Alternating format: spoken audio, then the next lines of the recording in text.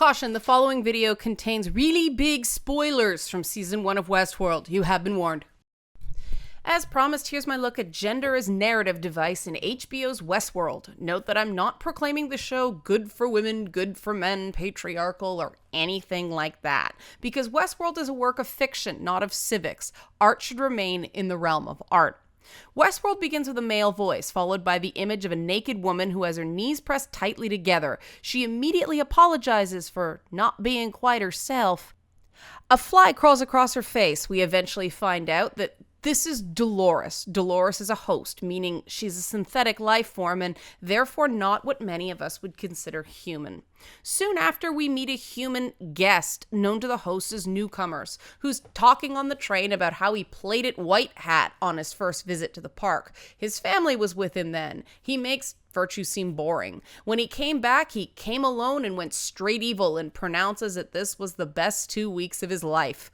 Teddy Flood, handsome and smiling, sits behind him. Teddy isn't human, and he's programmed to be a white hat most of the time. A player piano plays, eventually giving way to a full orchestra. Then the Western tropes start coming fast and furious. A sheriff tries to recruit Teddy to join a posse to go after the bandit Hector Escaton. Teddy goes into a saloon and orders whiskey. He's approached by a prostitute, but he'd rather earn a woman's affection than pay for it.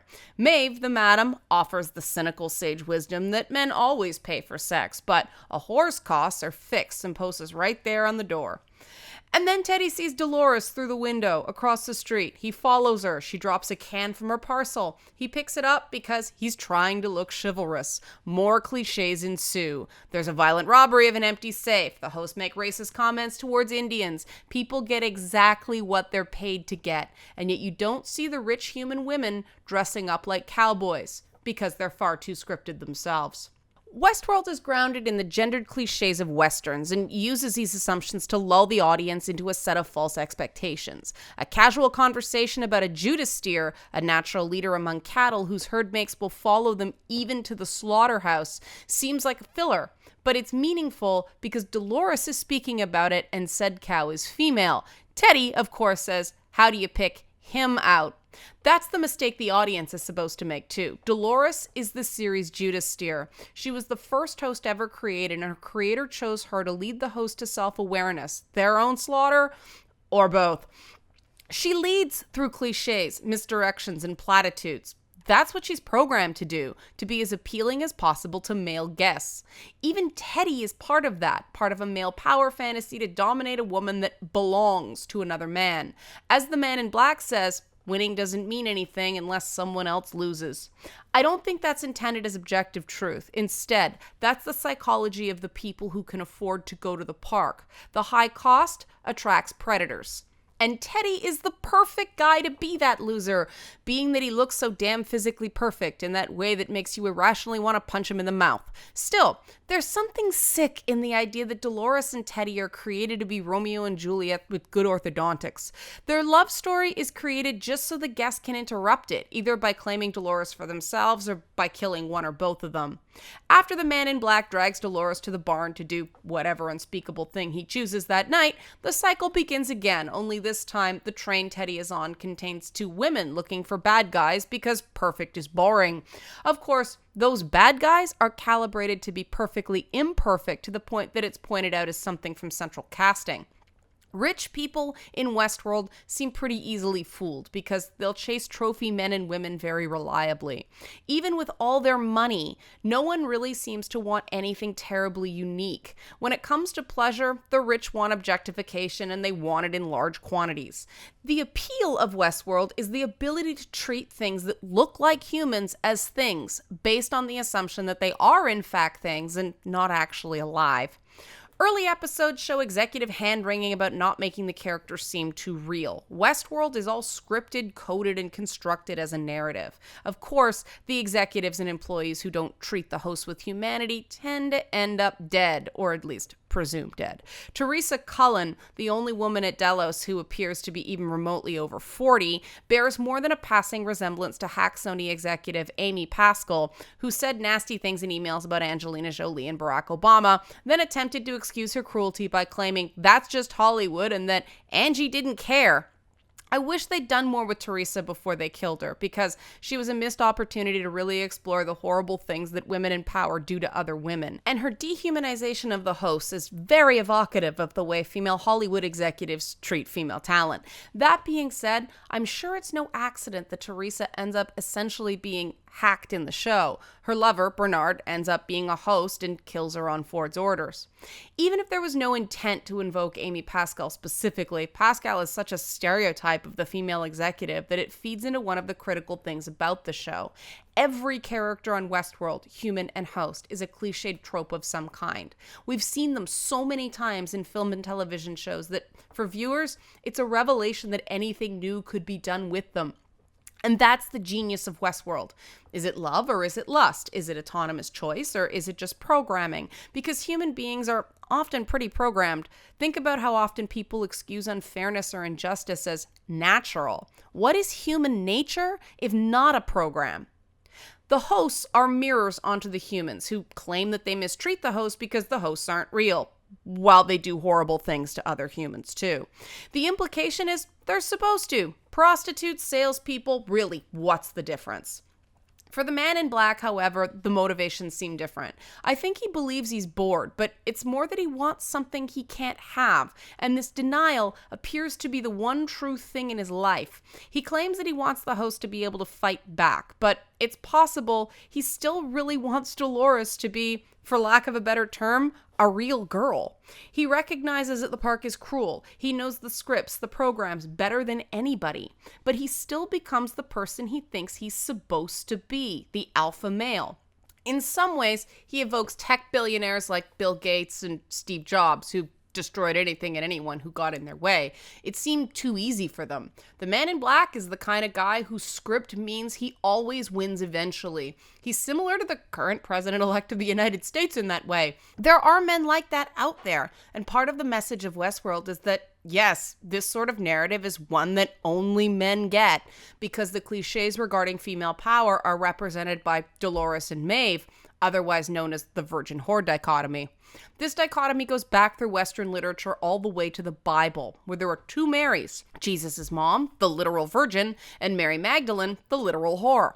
Western storytelling tradition tends to be stories written by men for men, so while there are numerous types of male characters, women tend to get sorted into Jesus' mom or the hooker, the damsel in distress and the wicked queen in fairy tales, the good girl and the femme fatale in the 1930s, Betty and Veronica and Archie. Once a woman has sex in Western narrative tradition, she tends to lose all rights to control the conditions of future sex, because if she's not the virgin, she's the whore. Of course, the flip side of that is that men historically have been offered very little choice regarding fictional women. Female libido has far greater choice. The perfect guy embodied in Teddy, the bad boys in The Man in Black, and Hector Escaton. Of course, the othering of foreign men has a lengthy history in literature.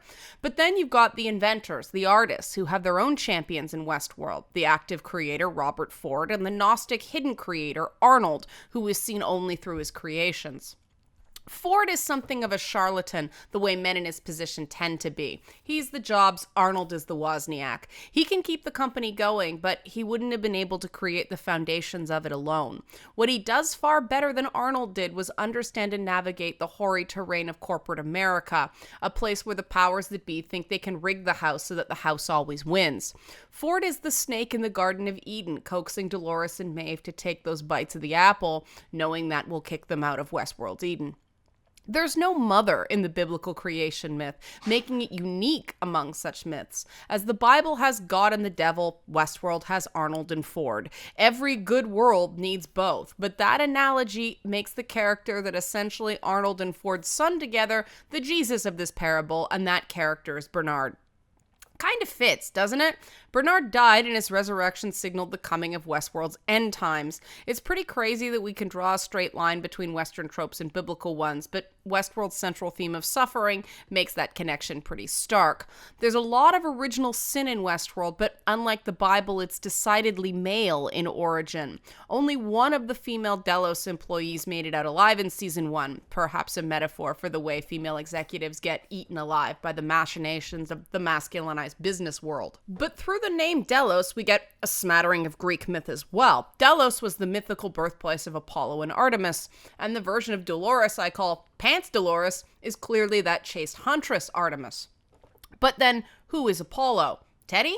It's possible. Bernard? Also possible, although Bernard has a beard where Apollo doesn't. Apollo was the original Bishonen.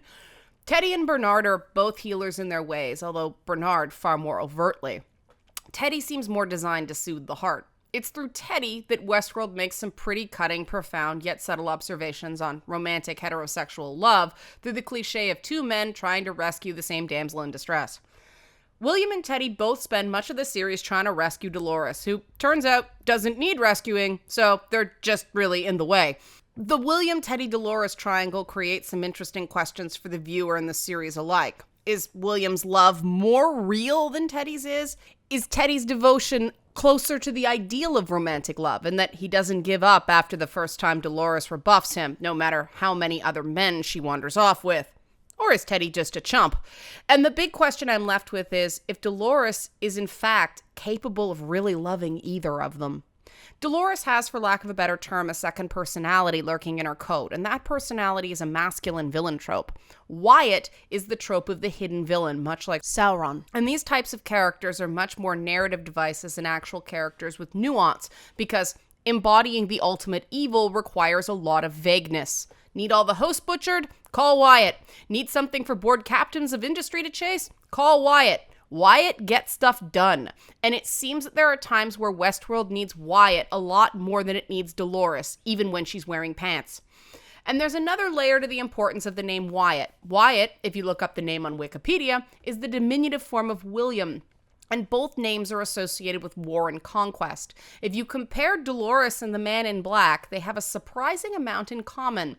They're both looking for the center of the maze, and they both have significant others, which are, to an extent, toys. We only see William's wife in an old photograph, and Teddy is named after a stuffed bear. And yet, William's wife doesn't divorce him because her social programming is pretty damn similar to Teddy's. They're both playthings for their respective partners, which is something of a historical truism. Great people don't tend to treat their spouses well. William and Wyatt also share the fact that they'll keep killing hosts until the hosts learn to fight back. They're both, in essence, the Judas steers of the series, since the entire Delos board followed William into the park, which could be a slaughterhouse in season 2. Ford says the maze is not for William, but we can't always assume that Ford is telling the truth. The symbol associated with the maze is similar to the show's teaser image, a riff on Da Vinci's Vitruvian Man. The Vitruvian Man is an interesting central metaphor because it deals both with the idea of human perfection, an idea that seems to haunt Ford, but also the premise that the world man builds is centered around himself. A lot of the Old West was built using Vitruvian measurements. Horses are still measured in hands. Lengths are still measured in feet. And of course, duels and treasure maps focus on paces as a unit of measure. This type of measurement was originally adopted because it was easy to measure a cubit, for instance, using one's arm. But the real measurement of a cubit was the king's forearm. And of course, it was always a king. Powerful queens have existed more often in stories, which is why Maeve being named after the fairy Queen Mab is very, very interesting. If Maeve's power is, like her namesakes, to help people give birth to their dreams, season 2 is going to be a very interesting one for her. Note that the logo for Westworld is, in fact, a skinless Vitruvian woman. But getting back to the Wyatt-William link, that's fascinating for me, since William is the more feminized personality, whereas the Man in Black is the masculine ideal of a conqueror. In Dolores' case, Wyatt is her more masculine, aggressive personality.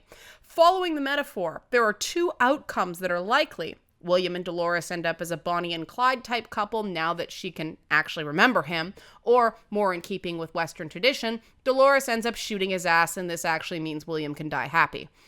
Personally, I'm more interested in William alive because of what he can say about the inner tortures of successful men, but too often, Hollywood likes to kill characters, then show you the real them. Just look at Dumbledore. He wasn't even allowed to be gay until J.K. Rowling offed him. Of course, Dolores and William being the Judas steers could be another fake out. It's possible that they're both the Moses of their respective peoples, meaning neither of them is going to be able to enter whatever promised land is on the horizon. And that would make a lot of sense, since can the host truly trust one of their own who contains code to kill them every time a certain song is played? Dolores and William have been stuck wandering the desert for 30 years in their own respective cages. Both of them have been living in loops. Both of them are partnered with people who check all the ideal spouse boxes, but whom they can really take or leave. The central issue, of course, is that William aged. Dolores is never going to get old. And that's the biggest obstacle to scale regarding Dolores as a strong female lead. There's a lot about Dolores that isn't really female at all. She has a male persona inside her, for one, but she also will never, ever have to deal with relatable female insecurities regarding being insufficiently pretty, thin, supportive, or nice enough.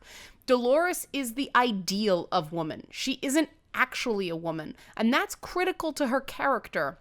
Her hair is never messy, her dress is always ironed, her undergarments are always white, but you never see her doing those chores. She can paint in that same skirt day after day, and there isn't a single paint stain on it. Someone behind the scenes in Westworld cleans up the paint and the blood. They reset her curls, fix up her perfect face, and set her back out there. That can possibly change during season 2. The gilding in the Westworld cage that stopped the hosts from really being autonomous have been sloughed off. It ain't eaten anymore.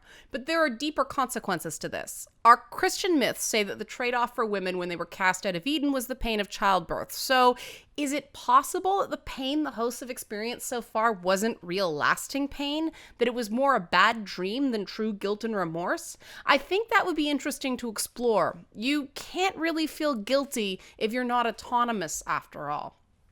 I wonder, though, if we'll start to see those scars reflected in the two perfect hosts. Will Dolores cut her hair? Will Teddy get a facial scar? Granted, that's not the same thing as aging, but at least it's less perfect. I'm hoping for a dirtier, more consequential Westworld now that William got his wish and the stakes have been raised. Sure, now Dolores can shoot him, but now he can also actually hurt her in a way he never could. And what will his reaction be the first time that happens? Will she finally seem real to him? Will he recognize an equal? He wants a personal experience in a world that's decidedly not. And he's still angry that his perfect girl is essentially every man's potential perfect girl. His mind knows Dolores is a machine. I don't think his heart does. If Westworld doesn't start injecting its den of sin with decided virtue, it's going to get boring like so much on premium cable. Oh, another character on The Walking Dead died. Oh, another Game of Thrones woman got raped. These are just scripts to us now. They no longer seem real. We're experiencing these shows the way the Man in Black is experiencing Westworld. And for all the criticism Westworld is facing regarding rape culture, I think its theme of scripts says something really powerful about our culture's rape myths. If we follow some of Westworld's meaning on gender, it shows that we sort our stories about men and women into the dichotomy of men fight, women fuck. To put it less shockingly, men like action movies, women like romances. Based on those limitations, we can't help but make male sex seem violent and female violence seem erotic in media. If Westworld can find a way to rewrite that code, it'll crack a mystery that's eluded Hollywood since its inception. How do we tell stories about men and women that don't end up in the same old loop of gendered cliches?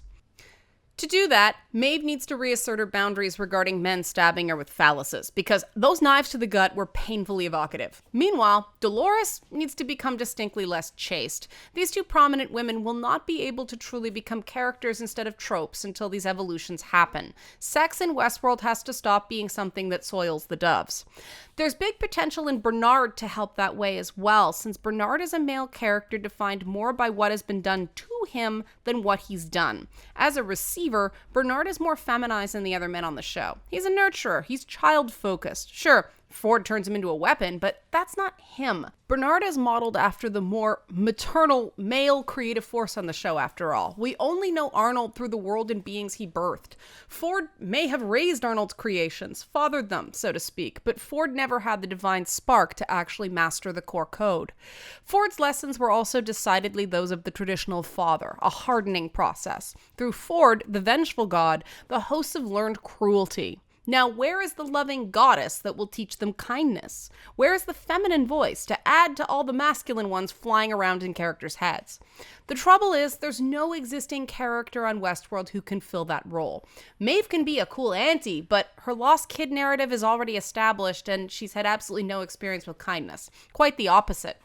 The closest fit is Delos CEO Charlotte Hale, since she tries to be a cutthroat bitch, but still gets teary-eyed at Ford's speeches. Charlotte is too youthful and beautiful to play the matron or the crone, however. Westworld needs a fairy godmother to complete its American fairy tale. Perhaps a character of this sort will rise out of the trapped Delos executives, but really, if Charlotte had been about 15 or 20 years older, she would have been perfect. The fact that a female African-American CEO is so young is odd in Delos' dystopian corporate America, implying she had connections that got her so high so young. So perhaps Charlotte is the daughter of Arnold's ex-wife, meaning Gina Torres could assume the fairy godmother role as she works to get her daughter out of the purgatory that Westworld has become.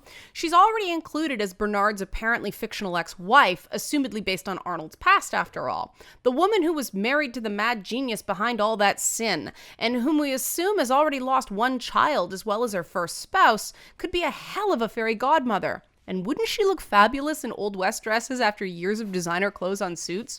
I so want this to happen. She understands loss. She likely understands nurturing because who looked after Arnold's kid while he spent long hours doing science? She's a natural fit for the Westworld matriarch that's neither virgin nor whore. But now I'm writing fan fiction, and I'm going to stop.